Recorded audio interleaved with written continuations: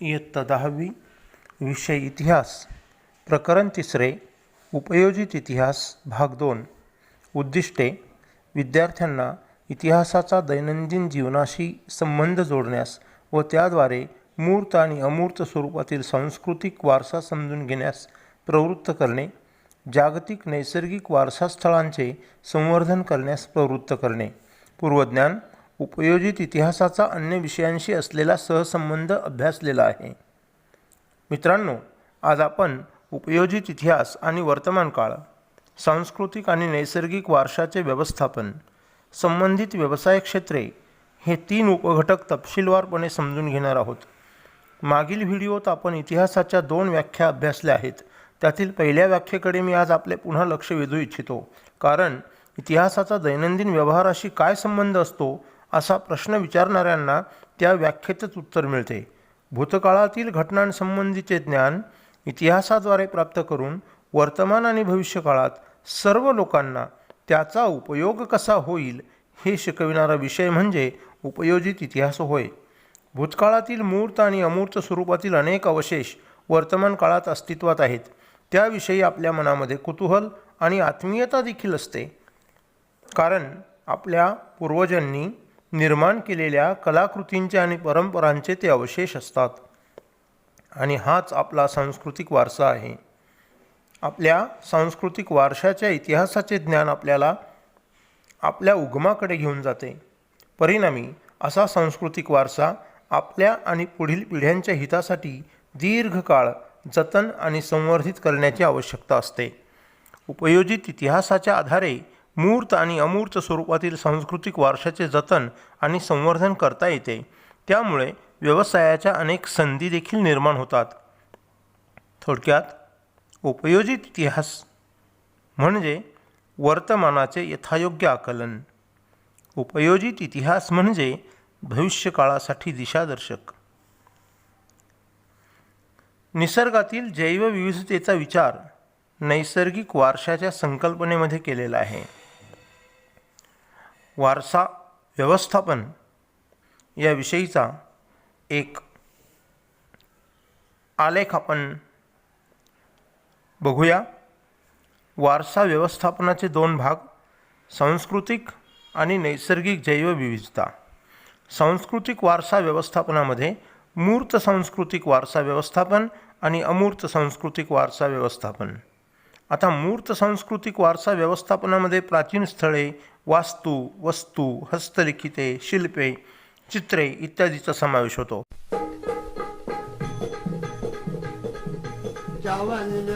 आपलेच भाऊ शाहीर, आपल्या शेजाराबद्दल तुमचा गैरसमज झालाय.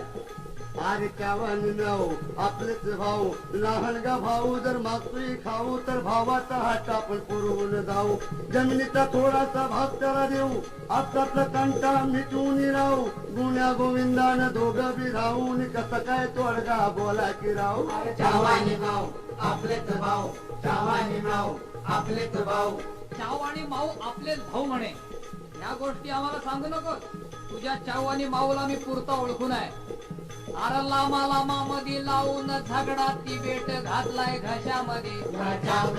आनंदी लडाख सिक्कीम भूतान्य पळगुतवलाय फासा. तर अमूर्त सांस्कृतिक वारसा व्यवस्थापनामध्ये मौखिक परंपरा, पारंपरिक ज्ञान, समारंभ साजरे करण्याच्या पद्धती, धार्मिक विधी साजरे करण्याच्या पद्धती, कला साजरीकरण पद्धती आणि पारंपरिक कौशल्ये ही उदाहरणे देता येतील.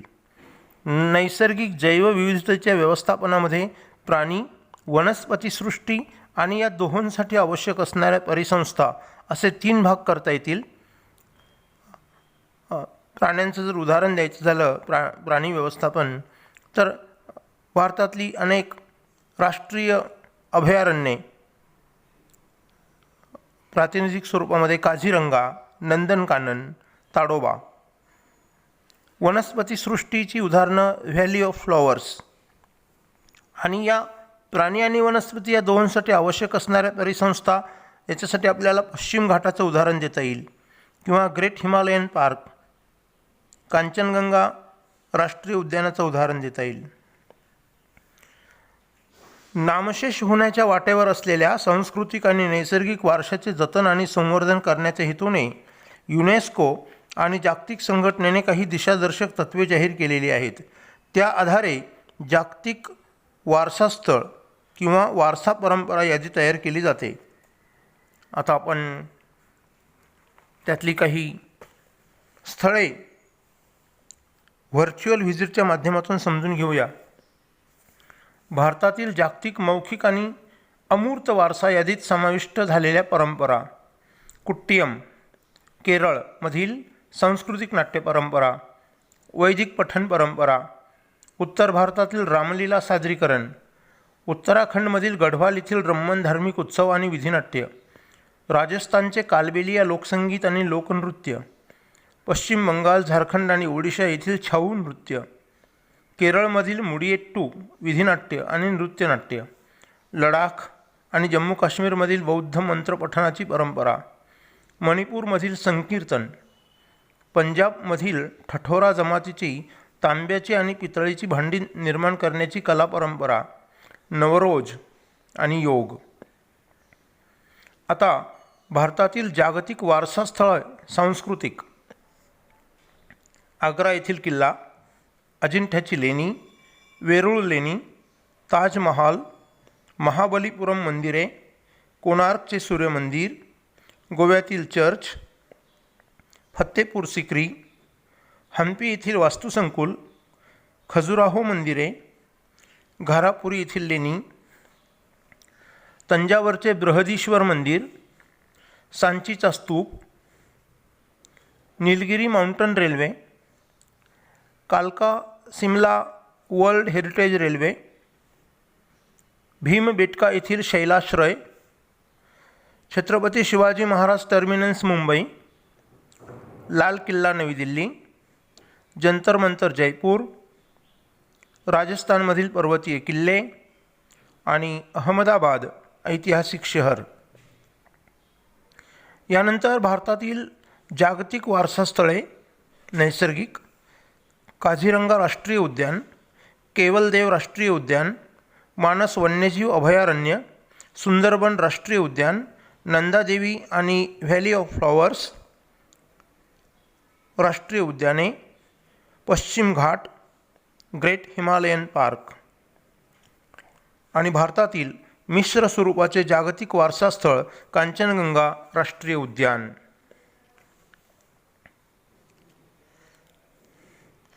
मित्रांनो, एक संकेतस्थळ मी सांगतो आहे आणि ते तुम्हाला इथे समोर स्क्रीनवर पण दिसेल. या संकेतस्थळाला आपल्या सोयीनुसार आपण भेट देऊन याबद्दलची अधिक माहिती आपण मिळवायची आहे. https://maharaष्ट्र-times.com/editorial/revivarmata/article-show/5233578557cms या संकेतस्थळाला भेट देऊन आपण अधिक माहिती मिळवावी. आता पश्चिम घाट जैवविविधता. वेस्टर्न घाट बायोडायव्हर्सिटी. इसवी सन 2012 साली युनेस्कोच्या जागतिक नैसर्गिक वारसा यादीमध्ये पश्चिम घाट जैवविविधतेचा समावेश करण्यात आलेला आहे. पश्चिम घाटाचं भौगोलिक स्थान महाराष्ट्र गुजरातच्या सीमेपासून तर केरळपर्यंत. महाराष्ट्र, गोवा, कर्नाटक, तामिळनाडू आणि केरळ या राज्यांमध्ये हा पश्चिम घाट पसरलेला आहे. या पश्चिम घाटाची एकूण 7 उपक्षेत्रे आहेत.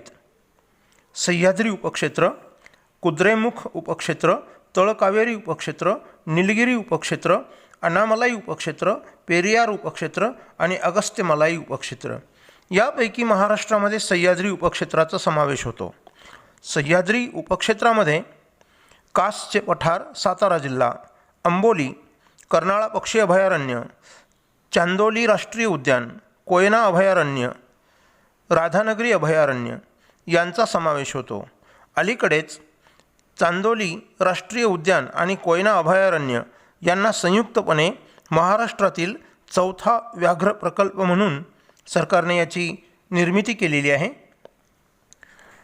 पश्चिम घाटाच्या बद्दलची अधिक माहिती मिळविण्यासाठी या संकेतस्थळाला भेट देऊन महत्त्वाच्या नोंदी आपण करायच्या आहेत.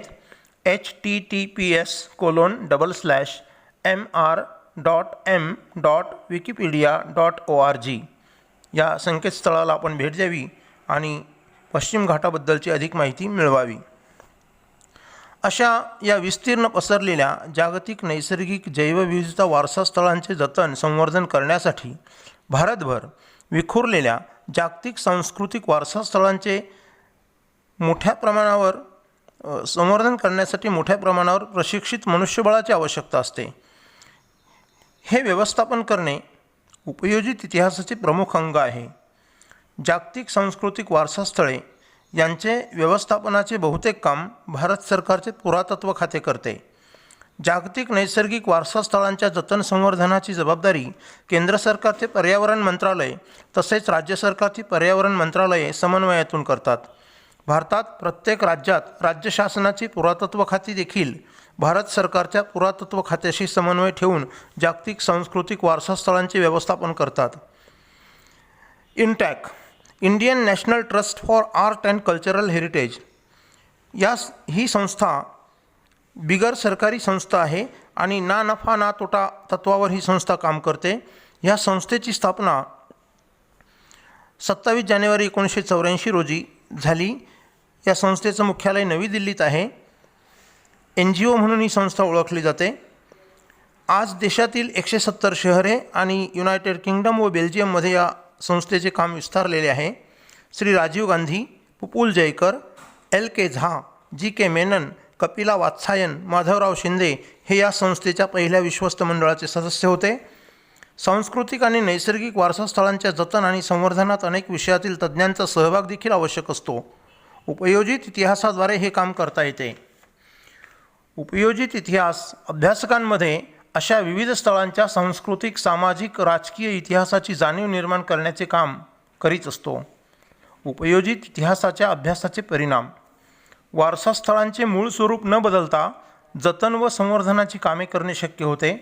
स्थानिक समाजाची घडण आणि मानसिकता यांच्या पुढे असणारी विविध आव्हाने, स्थानिक लोकांच्या अपेक्षा यांचा आढावा घेता येतो. सांस्कृतिक वारसा स्थळांचे जतन आणि संवर्धन करताना लोकांच्या भावना दुखावल्या जाऊ नयेत म्हणून उपाययोजनांचे नियोजन करता येते. स्थानिक लोकांना त्या प्रकल्पात सामील करून घेता येते. स्थानिक लोकांच्या परंपरागत कौशल्यांना प्रोत्साहन देऊन उद्योग व्यवसायांना चालना देण्यासाठी नियोजन करता येते. कायदेशीर नियम आणि सार्वजनिक धोरणे ठरविताना खालील क्षेत्रात इतिहासाचे ज्ञान पूरक ठरते. संग्रहालये आणि अभिलेखागार, ऐतिहासिक स्थळांचे जतन आणि संवर्धन, पर्यटन आणि आतिथ्य, मनोरंजन आणि संपर्क माध्यमे यासाठी विशेष कौशल्य असलेले मनुष्यबळ लागते. स्थापत्य विशारद अर्थात आर्किटेक्ट, स्थापत्य अभियंता, सिव्हिल इंजिनियर, इतिहासकार, पुरातत्वतज्ञ, संग्रहपाल, समाजशास्त्रज्ञ, अभिलेखागार व्यवस्थापक, कायदेतज्ञ, छायाचित्रणकार तज्ज्ञ अशी ही यादी बरीच लांबू शकते. अशा रीतीने उपयोजित इतिहासाच्या क्षेत्रातील प्रकल्पांमुळे अनेक व्यवसाय संधी देखील उपलब्ध होऊ शकतात. आता गृहकृती सांगितलेल्या संकेतस्थळांना भेट देऊन संदर्भ माहितीचे वाचन करणे, नोंदी करणे. गृहकृती नंबर 2 या पाठातील माहिती आहे का तुम्हाला आणि माहिती करून घ्या या शीर्षकांखाली दिलेल्या मुद्द्यांचे समजपूर्वक वाचन करून वहीत नोंदी करणे. धन्यवाद.